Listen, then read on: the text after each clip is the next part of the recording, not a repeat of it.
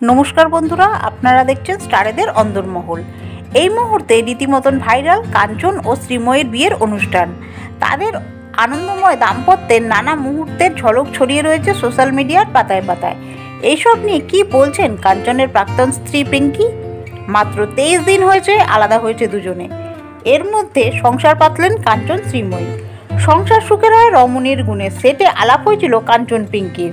মাত্র 3-4 মাসের প্রেমে পড়েই পিঙ্কি সিদ্ধান্ত নেন বিয়ে করার।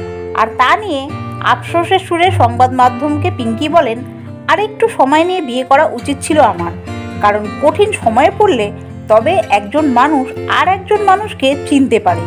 বিয়ে ভাঙার পর বিয়ে নিয়ে রীতিমতন পড়াশোনা করেছি আমি, আর সেই অভিজ্ঞতা থেকেই মনে হয়েছে কোনো বিবাহ বিচ্ছিন্ন পুরুষের বাহ্যিক রূপ দেখে তাকে বিয়ে করা উচিত নয়। কিন্তু পিঙ্কি একা নন, কাঞ্চন ও তার মাঝে রয়েছে তাদের 9 বছরের ছেলে ওশ। বাবার কথা কি আজও বলে ওশ? পিঙ্কির জবাব, আসলে বাবা মায়ের সম্পর্ক থাকবে কিনা সেটা নির্ভর করে সন্তানের উপর। আমার সন্তান সেটা চায় না। ওর বাবার প্রতি ওর কোনো রাগ নেই। আমি আর ওশ একটা টিম, আমরা দুজনেই চাই উনি ভালো থাকুক।